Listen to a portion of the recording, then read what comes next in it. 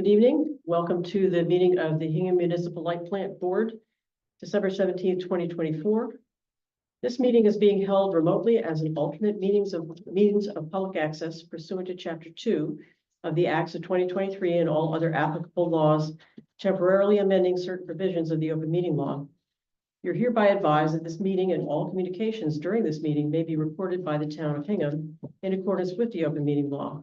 If any participant wishes to record this meeting, please notify the chair at the start of the meeting in accordance with Mass General Law, Chapter 30A, Section 20F, so that the chair may inform all other participants of said recording. Is there anybody else who would like to record the meeting tonight? Okay, seeing none, we'll just look at our agenda. Our first item on our agenda tonight is a public information session on the rate increase, which is coming to pass in January. We'll have a brief discussion on where we are in developing the light plant sustainability plan, and then approval of meeting minutes. I'll look at the financials and updates on capital projects coming up. So that's the agenda for tonight. So I want to welcome everybody to the public information session about the rate increase that we have coming up in January. Our purpose here tonight is to give a fairly comprehensive background on how we arrived at the place where we've been needing to raise our rates and what is going to be done with funds that we raise with the rates. So I think we're ready to begin.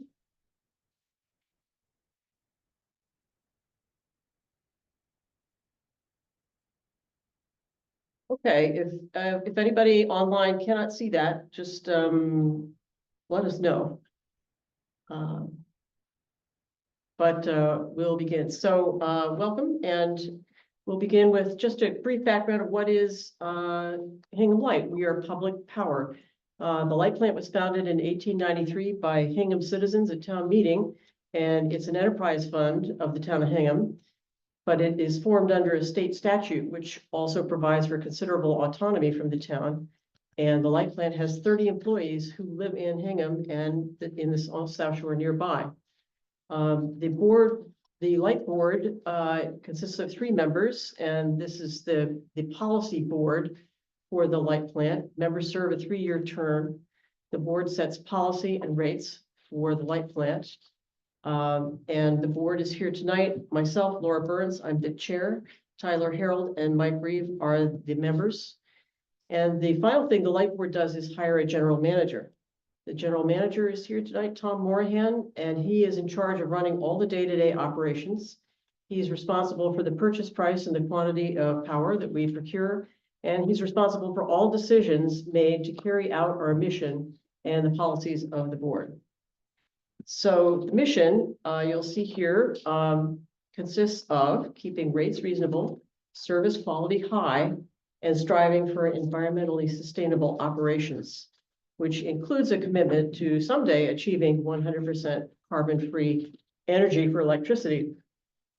But that is a goal that is off in the future, because a lot of the elements that go into that depend on things happening in the grid that are out of our control. But that's the goal we strive for. So why are rates increasing? The general manager realized that we needed to do a rate study to look at our whole rate design and figure out what would be needed going forward. And I'll tell you the reasons why he felt that way. But rate design is extremely complicated and technical. And so we hired Utility Financial Services as consultants to help us design our rates, and they were crucial to our success. So you see here the 3 reasons why we found the need for raising rates. First, to address rising energy costs. Second, to pay for large capital projects. And third, to ensure our ability to service the system that we have and deliver reliable and affordable electricity, while at the same time preparing for events that are coming in the future. So let's look at the goals. The board set 5 goals for our rate design at the outset. And they were, we would hope that the rate design of our rates would be equitable. That is to say, that costs would be paid by those who incur them.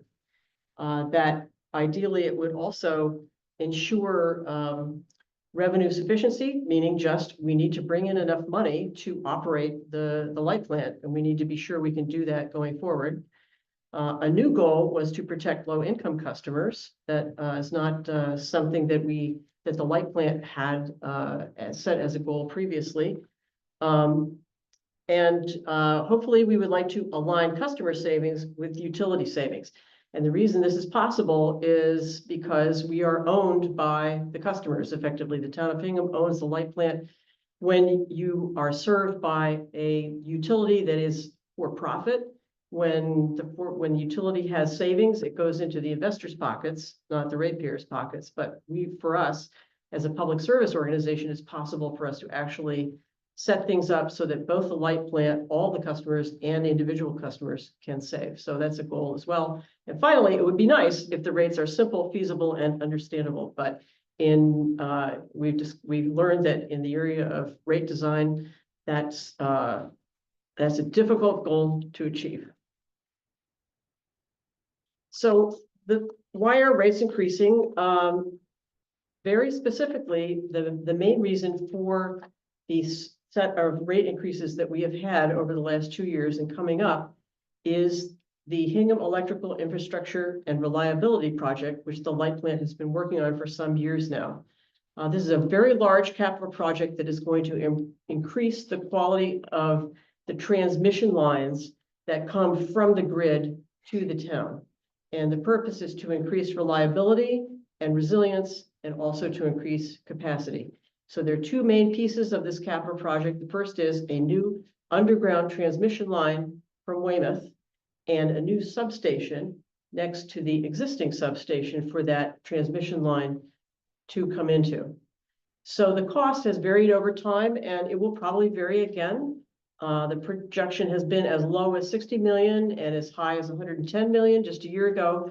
For a long time, the uncertainty was related to what the Eversource, the utility that we're connected to, was going to charge us for building what's called the tap station, where the new underground line will tap into Eversource's grid. But we have that estimate now, so future cost changes will likely relate to the changing cost of goods and inflation and so forth.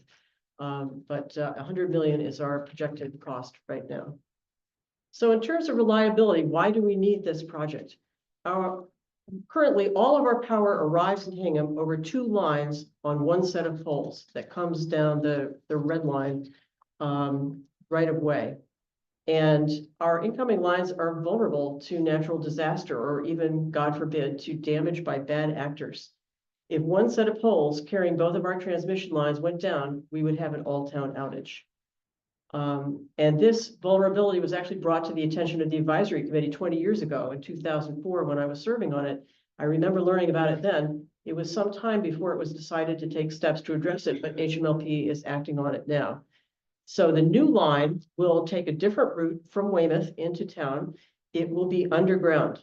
And so the security provided by having one of our transmission lines underground will increase our reliability and resilience tremendously, and we will no longer be vulnerable to the same kind of natural disaster dangers that we currently are. But the project was originally planned to increase reliability, and it turns out that we expect to need the increased capacity that it represents to meet the future rise in demand from the electrification of heating and vehicle fueling over the next decades. While we're not seeing that increase yet, we know it's coming. So it's fortunate that we are addressing this reliability issue now, because waiting to address future capacity needs then would only increase the cost over time. So it's sort of a side effect that while we're addressing our resilience needs, we are going to be increasing our capacity to enable us to meet the projected growth in electrical demand over the next few decades. So planning for this project is a monumental task, and it's been going on for years with our consultants who are working on the design and the technical specifications. And here you can see sort of a timeline of our working with the community on this. Planning began in 2017. In 2021, we were bringing to town meeting the proposal for where the new substation would be sited. So there were 2 community meetings prior to town meeting at that time. the substation site was approved at town meeting in 2022, and that site is right next to our current substation site at the landfill.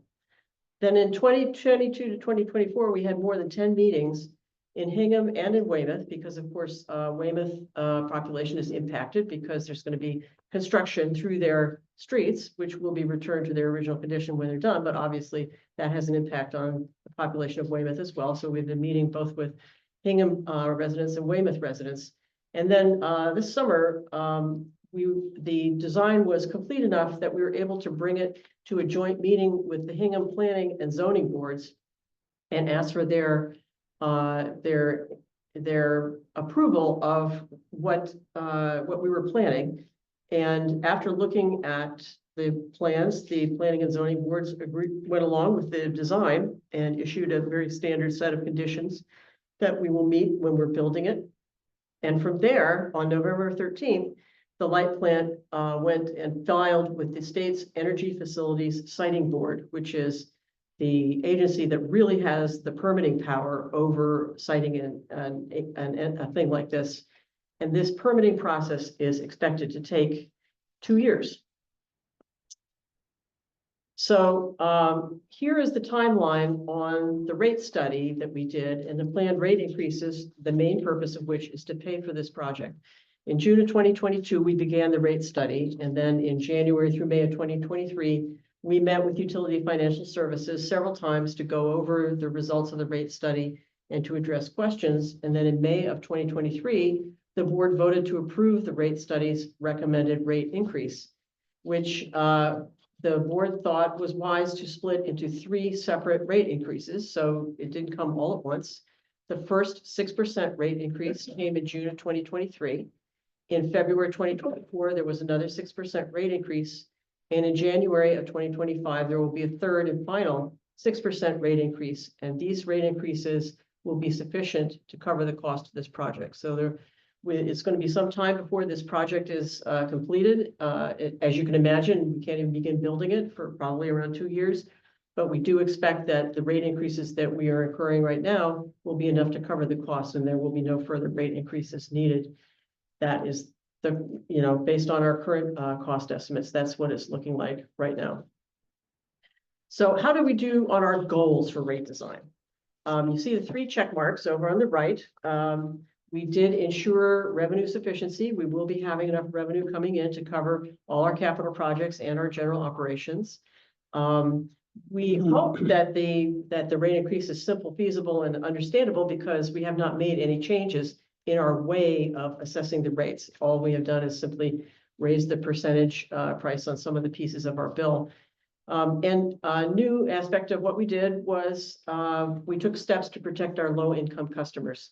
A year ago, the Light Board created our income adjusted rate, which is the first time that the light plant has had a rate that people who need help paying their bills can apply for.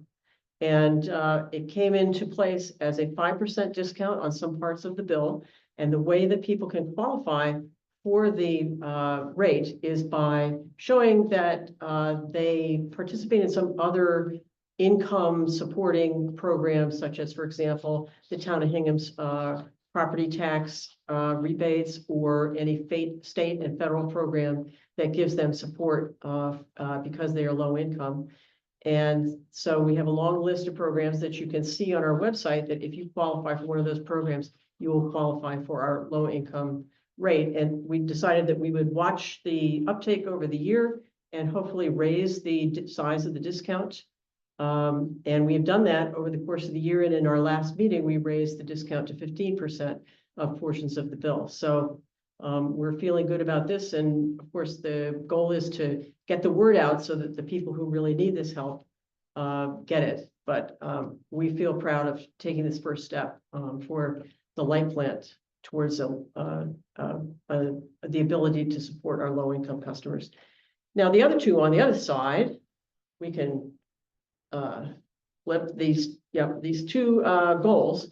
Equitable, the costs paid by those who incur them, or can we align customer savings with utility savings? These two goals are not really very easy to achieve under our current rate structure. One of the things that the board has been talking about, so this is a good time to kind of get this out into the public domain.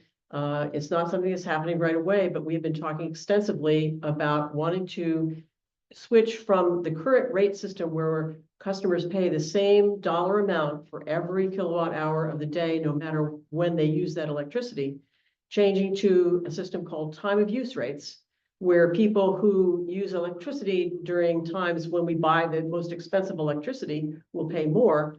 And if you use electricity during times when we buy the least expensive electricity, you'll pay much less. So our peak time is 5 to 7 p.m. And that is when our peak demand comes. And partly because it's the peak demand, that is when we are buying the most expensive electricity to meet demand.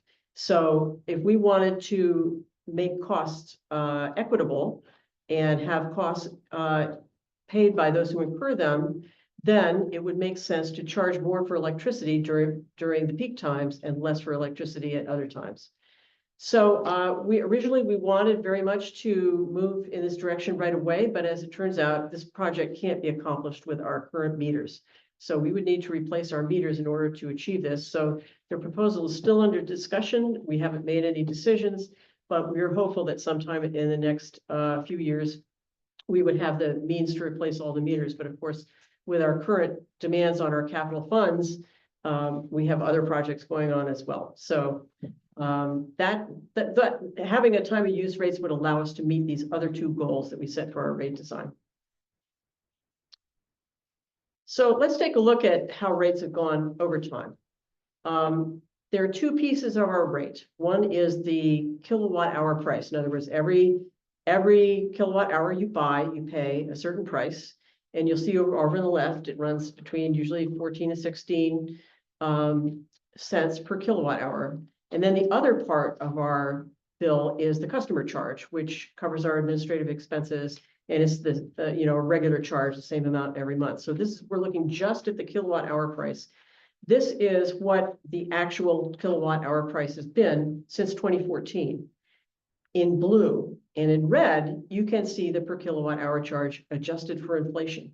So you can see that the current rates that we have now, we are bringing in less real dollars compared with 2014 than we were in 2014, even though rates have gone up. And I bring this up not because we don't all have this problem. Everyone has the problem that prices are going up. It's hard to pay all of our bills. But I just wanted to emphasize for everyone that the light plant has this problem too, that we need to be able to maintain our current levels of service, and doing so with less is a challenge that we face, just like everybody else when they're trying to pay their bills. Then this is the second part of our charge, which is the customer charge, which was $6 in 2014 and has gone up to $12.50 today. And you can see there also is the blue is the customer charge and red is the customer charge adjusted for inflation. And it does look like a big increase. However, okay, Brianna, you can switch again. Now you can see that the customer charge is actually very, very small amount of the average bill. So what we're looking at here is a sample bill for September of 2014 for a house with, say, a 750 kilowatt hour consumption, which is a pretty small house. That might be fairly small for Hingham. And you can see which part of the bill is the customer charge and which part of the bill is the per kilowatt hour charge. This is what it looks like, just dollar for dollar over time. And then here is that same bill in orange at the top and the same bill adjusted for inflation. So this has both pieces of the bill in it, the kilowatt hour price and the customer charge. So that is where we are in terms of collecting the funds, and we do need to keep up with inflation along with the challenges of meeting our resilience requirements and setting our system up for the future so that we're not so vulnerable to natural disasters and we have the reliable transmission that we need. So you might want to know, how do we compare with other, first of all, other municipal light plants, and then also utilities that are owned by investors. Over on the left, you can see Eversource and National Grid. Those are electric rates. This is for September 2024, same size house, 750 kilowatts. And then in blue, of course, is Hingham. And the orange part of at the top of the bar represents the rate increase that's coming in 2025. So you see our peers, Wellesley's pretty cheap, Concord and Belmont are pretty expensive, and we tend to fall sort of right in the middle of the pack. So you might wonder now, well, okay, how can I lower my electric bill? Yes, the rates are going up, but there are things that you can do to lower your electric bill. We have a number of rebate programs that you can find on our website, and the rebates are for technologies that in general will make your house more efficient and allow you to use less electricity, which will bring down your cost over time. You can see the list of appliances there, as well as the no-cost home energy assessments, which you can have people come in and tell you exactly what you need to do in order to make your house more efficient. And you can sign up for that on the Light Plant's website. I have mentioned the income adjusted rate already and kind of explained that. And then finally, we have some bill payment discounts, both for early pay and also for auto pay, approximately 10%. So those are some ways that you can lower your electric bill right now. And we have a new and exciting way to lower your electric bill. We have just put into place a demand response program. A demand response program is where the Light Plant wants to send market signals to customers, making it to be in customers' interest to lower their consumption of electricity during our peak hours, which is when our energy is more expensive. And the way it works is a customer will enroll a Wi-Fi enabled device in the program, and the customer receives a monthly credit. In exchange for the credit, the customer agrees to allow the Light Plant to lower the electricity usage of that device a certain number of times per year during the peak hours. And the result is savings for ratepayers as a whole and for the customer, because the utility savings from not buying that expensive electricity during the peak will be greater than the cost of the rebates. So all customers will save, and the Light Plants will save, and the individual customers will save. So this is what we were able to do in lieu of having a time of use rate right now, is we can offer customers an opportunity to save on their bill by signing up these devices and allowing us to buy less energy at peak times. So that is the end of our presentation, and we're hoping that if you have questions or comments, that we would like to hear them. I think you can probably just close that, Brianna, so we can see people on Zoom and ask if there are questions or comments. You could stick your little hand up if you know how to do that, or you turn your camera on and wave at us. Either way.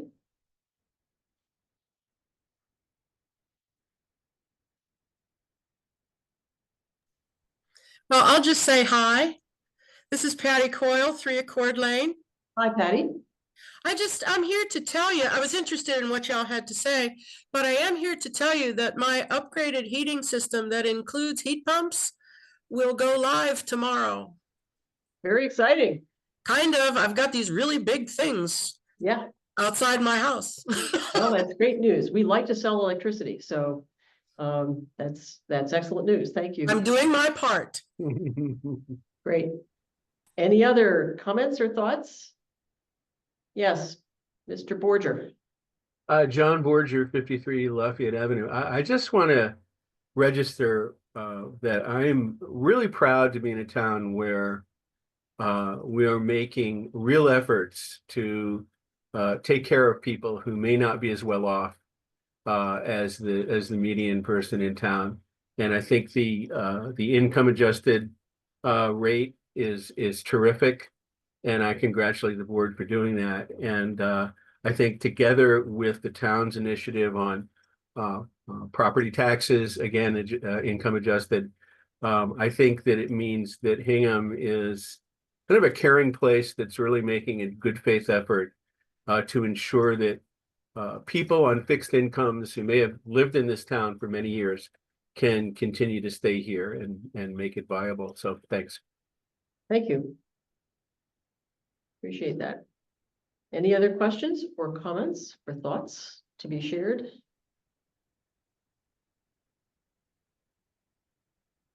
Well, seeing none, I will thank you all for being here for our presentation. We really appreciate it.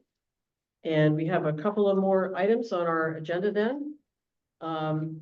First is just a brief report on where we are with our plan to do a study for our sustainability plans for the short term. Do you want to fill the board in, Tom? Sure. So we had talked about a sustainability plan a number of times.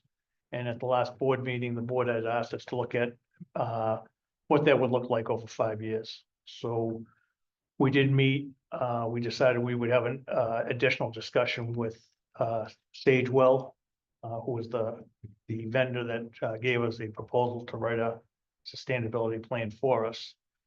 And what really triggered my interest there was he has been successful in getting a number of grants for a number of his customers. So our feeling was that it would be worth having him come to the next board meeting Grants to do the study? to do the study and maybe to And help do us the stuff. and do the stuff. Yeah. Wow, that would be great. So we thought it'd be worthwhile to have him come in at the next board meeting. I'm sorry, it's the Spigler Group, not the, what did they say? Sagewell, I'm sorry, Spigler Group, I'm sorry. So we thought it would be worthwhile to have him come in and do a presentation for the board at the next board meeting. Excellent. Yeah.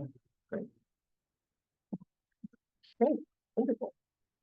Unless there's any further discussion about that or comments from the public, or questions on our proposed study on 5-year sustainability. Seeing none, we'll move on to approving meeting minutes of November 14th. Does anybody have any changes that they would like to see made? None. Just, I had two small ones. One, my name is spelled wrong at the first mention, not a biggie. And second, the attorney, I don't think is the board attorney. I think it's the life plans attorney. Correct. I'll make those corrections. Thanks, Tom. And I had just one correction I wanted to make under the transmission line project update. Sort of where is it? Yes, this paragraph, the second paragraph, last sentence says we anticipate addressing town meetings about the project, not in the upcoming year, but following year 2026. I think that was meant to be town meeting, capital T, capital M. I think that's what we were talking about then. So if we could just change that to town meeting, capital T, capital M. That would be great. Any other? Again, another thorough set of minutes. Yes, Thank you. Really excellent set of minutes. I'll entertain a motion to approve the minutes for the meeting of November 14th. So moved. Second. We're in person, so we can do it all at once. All in favor, say aye. Aye. Wow, that's the first time we've ever done that. This board. It's amazing. Thank you. And then we're down to financials for October 2024. Yeah, so Do you have the financials that you can put up on the screen or not? I think I have Oh, some. did email. Oh, then I could pull them up. Just give me 1 second.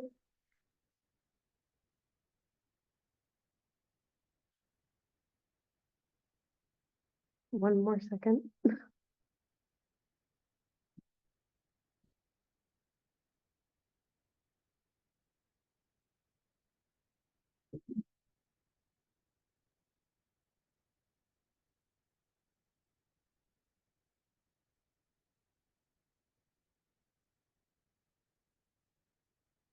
Oh, wait, I do not. Oh, well. Okay. Okay, so So the- speak clearly and slowly. So that people, So looking at the year-to-date, October 24, our net income was 418,000. Really, in line with where we thought we were gonna be. And more importantly, we're still in line with the 5%, 8%. 8%, I'm sorry, 8% that we can make, so, we're still in line with that for the end of the year, and, as long as November and December come in where we think they will be, we'll be in good shape for the 8% for, 2024.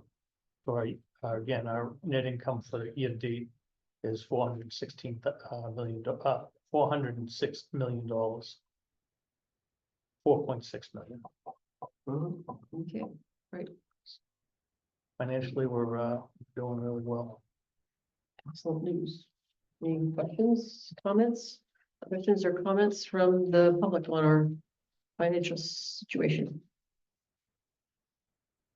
Okay, seeing none, we're up to our update section, updates on the transmission line project. At the transmission line, we continue to meet, not as regularly as we were prior to the filing. We met a couple of times to talk about the website and making some changes to the website to ensure that we're in line with what we expect the siting board will be looking for. In talking to Rob Shapiro, our lawyer for this project, he was thinking we wouldn't hear from the siting board until sometime in April, May. But I guess conversations he's had with the siting board, he's thinking now that it could be as early as February that we hear from them as far as when we would start having public hearings. Is what we would hear is what the timeline is for the public meetings we're gonna have? He believes that we'll hear what the timeline will be sometime in February. So, and those meetings could be as early as the end of February, March. Okay, well, that will be something important to get the word out to the community. Definitely, yeah. Move the schedule forward. Yeah. So, he didn't say it was gonna be any shorter as the timeline goes, but he said the siting board, he believes will be looking at, I guess there's a new hearing officer that will be handling this case. So, yeah, I guess his caseload probably isn't as large as some of the others on the siting boards. Municipal solar, Laura, do you want? Yeah, so we're proceeding with conversations with the town about solar on municipal buildings, nothing concrete to report right now, just conversations. One of the things we are considering proposing, that the solar task force is, and if so, we'll come to the board to get your feeling about it, is that we may wish to request at town meeting funding from unassigned fund balance to do a study on the condition of the roofs. Because one of the things that's holding us up, we have a wonderful tool that Brianna made that tells us exactly what the payback time would be on every roof in town if we put solar on it. But the condition of the roofs is, in most cases, is just a black hole. We have no idea. And so you can't make a plan or a schedule, say, okay, we'll do this one first and we'll do that one next, unless you solve that problem. And we've waited for a while because it seemed like the town was possibly going to do that, but it hasn't happened. So that's something that we're considering, but I'm setting up meetings. Hopefully, I'm trying to set up meetings with members of the select board individually to talk that over with them and see if there's any appetite for that. I can't promise there will be, but I'm gonna ask anyway. And we have a new member who is Heidi Rigoni, is a business owner here in Hingham. She owns a commercial building, and she is working with us to take on the task of promoting the PACE program to the commercial building owners in town. And she's met with a couple of people and trying to, find some people who would like to try this program out and take advantage of the financial benefits that come from signing up with the state's PACE program and having favorable financing for all kinds of energy improvements, including solar. So she's digging right in, and so that's really great to have her on the team. And I think that's where we are right now. All right, capital projects, Circuit 9, reconductoring Circuit 9. Saturday, we actually pulled in the last section of wire there, so our overhead reconductoring on that project will be coming to an end towards the end of the year. We may spill into next year slightly, but the majority of that work will be completed by the end of this year. Right now, we're still waiting on a permit from the MBTA for our transmission line to replace the insulators on the transmission line. So until we get that permit from the MBTA, we can't go to bid on that project. So we're hoping to get that project started this fall. Haven't I we mean, been- I'm sorry, this spring. Haven't we been kind of waiting for that permit for a long time? And welcome to the T. Yeah. Was it the Yeah. insulators we were waiting for as well, or just the permit?